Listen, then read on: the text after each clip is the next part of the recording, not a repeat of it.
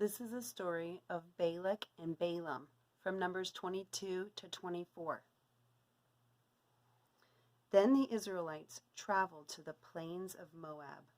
They camped along the Jordan River, across from Jericho.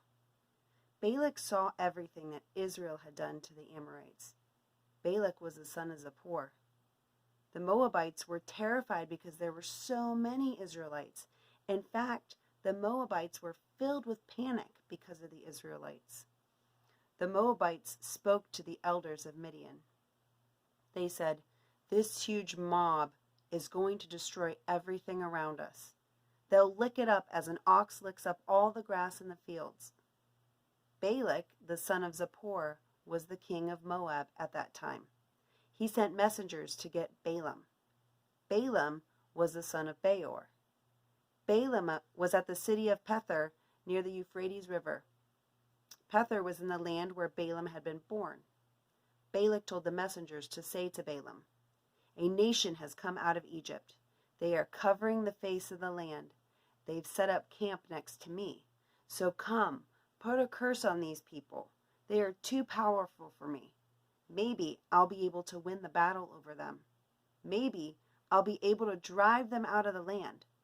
I know that whoever you bless is blessed, and I know that whoever you curse is cursed." The elders of Moab and Midian left.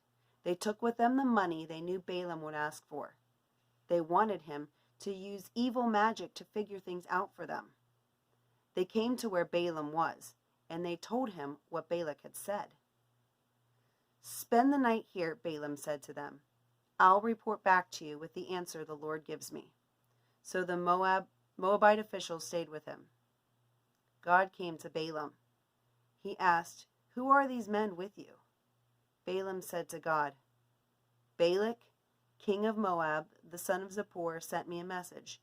He said, 'A nation has come out of Egypt. They are covering the whole surface of the land. So come and put a curse on them for me. Maybe I'll be able to fight them. Maybe I'll be able to drive them away." But God said to Balaam, "Do not go with them. You must not put a curse on those people. I have blessed them." The next morning, Balaam got up. He said to Balak's officials, "Go back to your own country. The Lord won't let me go with you." So the Moabite officials returned to Balak. They said, "Balaam wouldn't come with us." Then Balak sent other officials. They were more important than the first ones, and there were more of them. They came to Balaam. They said, "Balak, the son of Zippor, says, 'Don't let anything keep you from coming to me. I'll make you very rich. I'll do anything you say. So come and put a curse on those people for me.'" But Balak gave them his answer. He said, "Balak could give me all the silver and gold in his palace.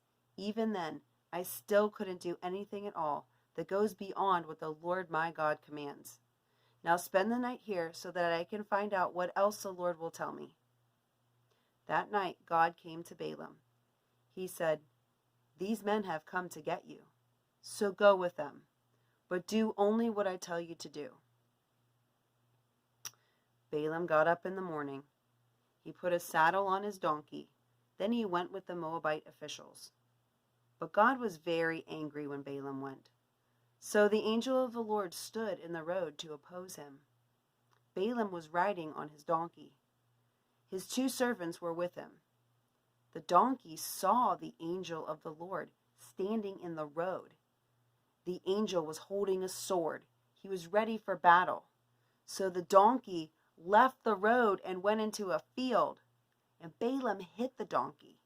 He wanted it to get back on the road.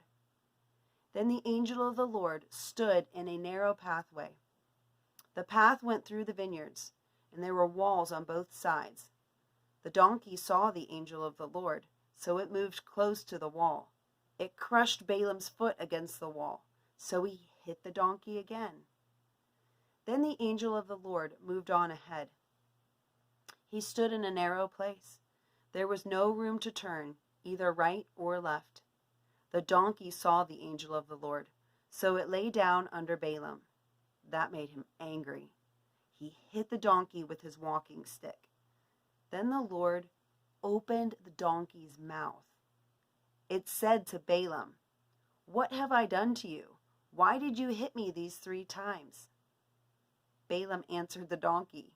He said, "You have made me look foolish. I wish I had a sword in my hand. If I did, I'd kill you right now."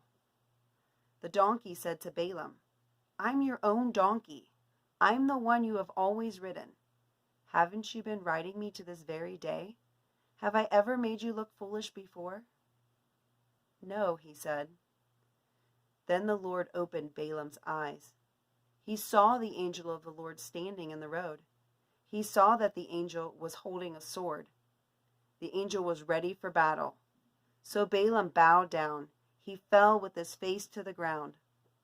The angel of the Lord spoke to him. He asked him, "Why have you hit your donkey 3 times? I have come here to oppose you. What you are doing is foolish. The donkey saw me, and it turned away from me those 3 times. Suppose it had not turned away, then I would certainly have killed you by now. But I would have spared the donkey." Balaam said to the angel of the Lord, "I have sinned. I didn't realize you were standing in the road to oppose me. Tell me whether you are pleased with me. If you aren't, I'll go back." The angel of the Lord said to Balaam, "Go with the men, but say only what I tell you to say." So Balaam went with Balak's officials. Balak heard that Balaam was coming, so he went out to meet him. They met at a Moabite town near the Arnon River. The town was on the border of Balak's territory. Balak said to Balaam, "Didn't I send messengers to you? I wanted you to come quickly, so why didn't you come? I can make you very rich." "Well, I have come to you now," Balaam replied, "but I can't say whatever I please. I can only speak the words God puts in my mouth." Then Balaam went with Balak to Kiriath Huzoth. Balak sacrificed cattle and sheep. He gave some to Balaam. He also gave some to the officials with him. The next morning, Balak took Balaam up to Bamoth Baal. From there, he could see the outer edges of the Israelite camp. Balaam said to Balak, "Build me 7 altars here. Prepare 7 bulls and 7 rams for me to sacrifice." Balak did just what Balaam said.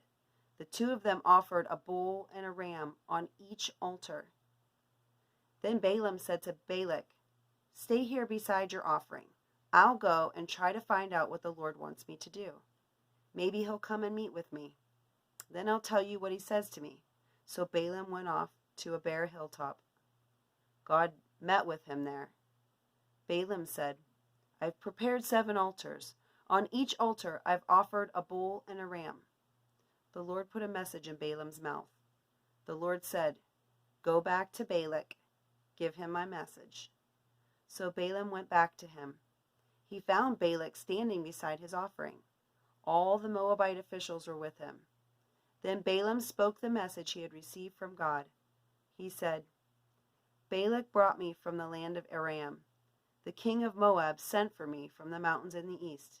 Come," he said, "put a curse on Jacob's people for me. Come, speak against Israel." "But how can I put a curse on people God hasn't cursed? How can I speak against people the Lord hasn't spoken against? I see them from the rocky peaks. I view them from the hills. I see a group of people who live by themselves. They don't consider themselves to be one of the nations. Jacob's people are like the dust of the earth. Can dust be counted? Who can count even 1/4 of the Israelites? Let me die as godly people die. Let my death be like theirs." Balak said to Balaam, "What have you done to me? I brought you here to put a curse on my enemies, but all you have done is give them a blessing." He answered, "I have to speak the words the Lord puts in my mouth." Then Balak said to Balaam, "Come with me to another place. You can see the Israelites from there. You won't see all of them. You will only see the outer edges of their camp. From there, put a curse on them for me." So Balak took Balaam to the field of Zophim. It was on the highest slopes of Pisgah. There Balak built 7 altars. He offered a bull and a ram on each altar. Balaam said to Balak, "Stay here beside your offering. I'll meet with the Lord over there." The Lord met with Balaam. He put a message in Balaam's mouth. The Lord said, "Go back to Balak. Give him my message." So Balaam went to Balak. He found him standing beside his offering. The Moabite officials were with him. Balak asked him, "What did the Lord say?" Then Balaam spoke the message he had received from God. He said, "Balak, rise up and listen. Son of Zippor, hear me. God isn't a mere human. He can't lie. He isn't a human being. He doesn't change his mind. He speaks and then he acts. He makes a promise and then he keeps it. He has commanded me to bless Israel. He has given them his blessing, and I can't change it. I don't see any trouble coming on the people of Jacob. I don't see any suffering in Israel. The Lord their God is with them. The shout of the king is among them. God brought them out of Egypt. They are as strong as a wild ox. There isn't any magic that can hurt the people of Jacob. No one can use magic words to harm Israel. Here is what will be said about the people of Jacob. Here is what will be said about Israel. People will say, 'See what God has done?' The Israelites are going to wake up like a female lion. They are going to get up like a male lion. They are like a lion that won't rest until it eats what it has caught. They are like a lion that won't rest until it drinks the blood of what it has killed." Then Balak said to Balaam, "Don't put a curse on them at all, and don't give them a blessing at all." Balaam answered, "Didn't I tell you that I must do only what the Lord says?" Then Balak said to Balaam, "Come, let me take you to another place. Perhaps God will be pleased to let you put a curse on the Israelites for me from there." Balak took Balaam to the top of Mount Peor. It looks out over a dry and empty land. Balaam said, "Build me 7 altars here. Prepare 7 bulls and 7 rams for me to sacrifice." Balak did just as Balaam said. He offered a bull and a ram on each altar. Balaam saw that the Lord was pleased to give his blessing to Israel, so he didn't try to use evil magic as he had done at other times. Instead, he turned and looked toward the desert. He looked out and saw Israel. They had set up their camps, tribe by tribe. The Spirit of God came upon him. Balaam spoke the message he had received from God. He said, "Here is the message God gave Balaam, the son of Beor. It's the message God gave to the one who sees clearly. It's the message God gave to the one who hears the words of God. He sees a vision from the Mighty One. He falls down flat with his face toward the ground. His eyes have been opened by the Lord. People of Jacob, your tents are beautiful. Israel, the places where you live are very beautiful. They spread out like valleys. They are like gardens beside a river. They are like aloes the Lord has planted. They are like cedar trees beside a stream. Their water buckets will run over. Their seeds will have plenty of water. Their king will be greater than King Agag. Their kingdom will be honored. God brought them out of Egypt. They are as strong as a wild ox. They destroy nations at war with them. They break their bones in pieces. They wound them with their arrows. Like a male lion, they lie down and sleep. They are like a female lion. Who dares to wake them up? May those who bless you be blessed. May those who curse you be cursed." Then Balak became very angry with Balaam. He slapped his hands together. He said to Balaam, "I sent for you to put a curse on my enemies, but you have given them a blessing 3 times. Get out of here right away. Go home. I said I'd make you very rich, but the Lord has kept you from getting rich." Balaam answered Balak, "Here is what I told the messengers you sent me. I said, Balak could give me all the silver and gold in his palace. Even if I wanted to, I still couldn't do anything at all that goes beyond what the Lord commands. I must say only what the Lord tells me to say. Now I'm going back to my people. But come, let me warn you about what these people will do to your people in days to come." Then Balaam spoke the message he had received from God. He said, "Here's the message God gave Balaam, the son of Beor. It's the message God gave to the one who sees clearly. It's the message God gave to the one who hears the words of God. The Most High God has given him knowledge. He sees a vision from the Mighty One. He falls down flat with his face toward the ground. His eyes have been opened by the Lord. I see him, but I don't see him now. I view him, but he isn't near. A star will come from among the people of Jacob. A king will rise up out of Israel. He'll crush the foreheads of the people of Moab. He'll crush the heads of all the people of Sheth. He'll win the battle over Edom. He'll win the battle over his enemy Seir. But Israel will grow strong. A ruler will come from among the people of Jacob. He'll destroy those from the city who are still alive." Then Balaam saw the Amalekites. He spoke the message he had received from God. He said, "Amalek was the first nation to attack Israel, but their end will be total destruction." Then Balaam saw the Kenites.